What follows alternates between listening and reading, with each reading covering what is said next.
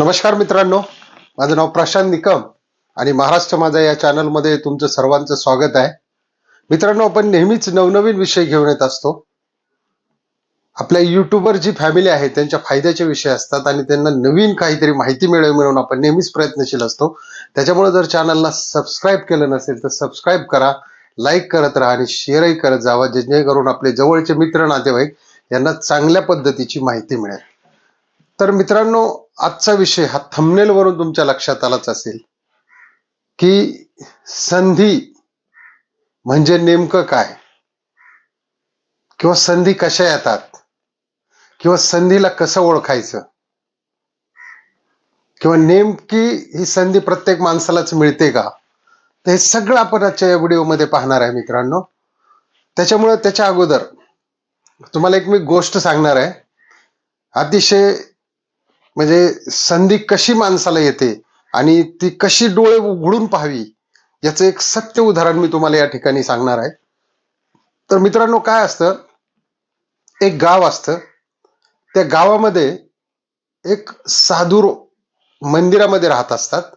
म्हणजे नदीच्या काठीला एक मंदिर असतं आणि त्या मंदिरात एक साधू असतात. ते रोज देवाची पूजा करतात आणि कधी कुणाचं त्या माणसाने कधीही वाईट केलेलं नसतं किंवा कधी काही देवपूजा सोडून दुसरं काही केलेलं नसतं. सतत दुसऱ्याचं भलं मागणारा हा माणूस त्या मंदिरामध्ये तिथेच राहायचा.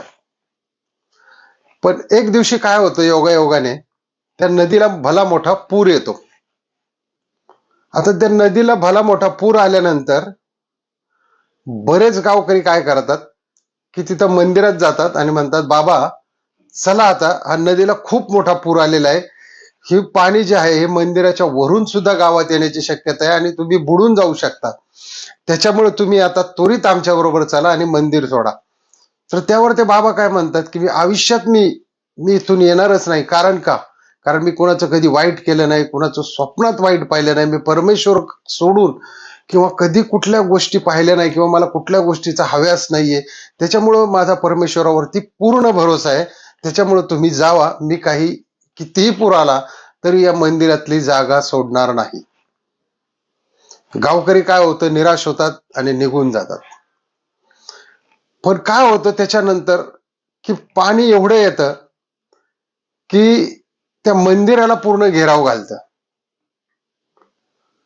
त्याच्यामुळं काय होतं की ते नावकरी येतात तिथे आणि बाबा थोडं काय करतात, मंदिराच्या वरच्या चबुतऱ्यावर, म्हणजे एक पहिला, जसं आपण पहिला दुसरा मजला म्हणतो असं थोडं मंदिराच्या वरच्या भागावर जाऊन थांबतात.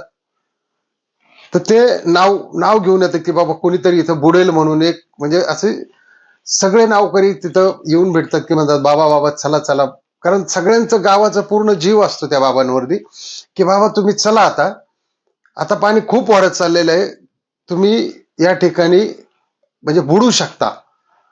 परंतु बाबांचा जो दृढ विश्वास असतो, परमेश्वरावरतीचा जो दृढ विश्वास असतो आणि केलेली जी सत्यकर्म असतात किंवा जी चांगली कर्म असतात त्यांना विश्वास असतो. त्याच्यामुळे बाबा काय म्हणतात की तुम्ही जावा बाळांनो, काहीही काळजी करू नका. आयुष्यात मी कधीही कुणाचं वाईट केलेलं नाही आणि परमेश्वर हा माझ्या संगतीला आहे. त्याच्यामुळे मी इथे बुडणार नाही आणि हे मंदिर सोडून मी कदापिही तुमच्या बरोबर येणार नाही किंवा कुठेही जाणार नाही. शेवटी ते नावेत आलेली लोक सुद्धा परत निघून जातात. मग त्यानंतर बऱ्याच काळानंतर काय होतं की ते पाणी पूर्ण मंदिराला घेरतं आणि बाबा एकदम मंदिराच्या टोकावर जाऊन बसतात.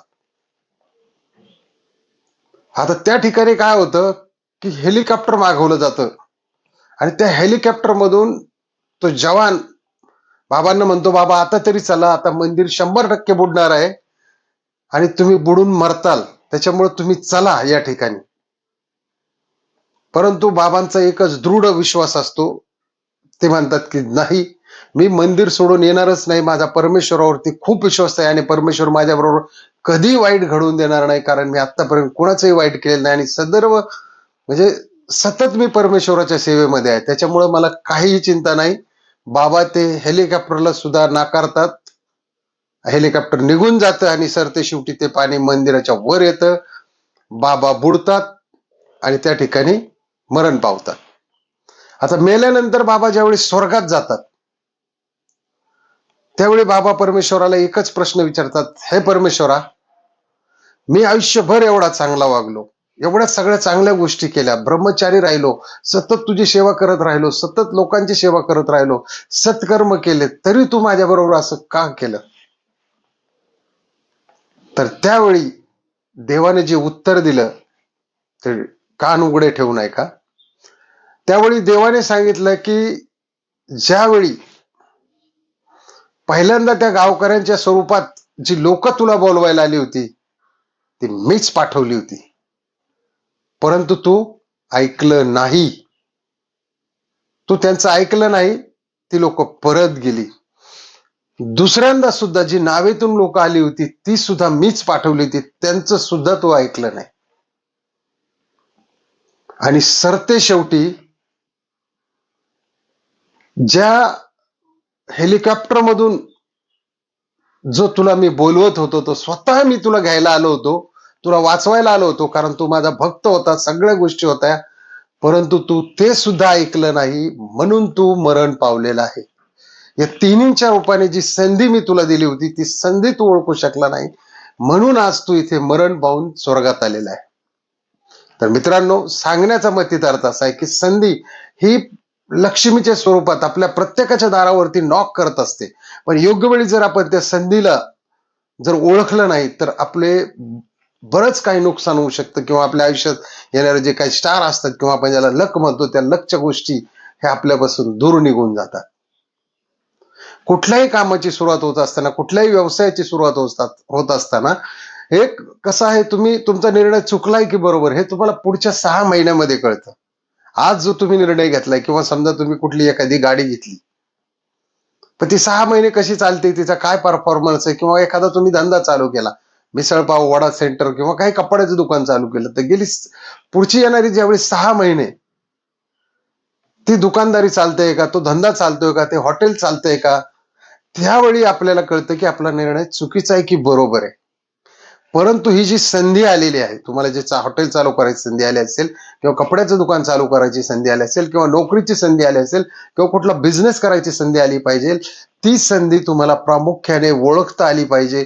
तिथंच खऱ्या अर्थाने आपण म्हणतो की संधीचं हे सोनं झालं. बघा, तुम्ही बरीच लोक म्हणतात हा संधी साधू आहे.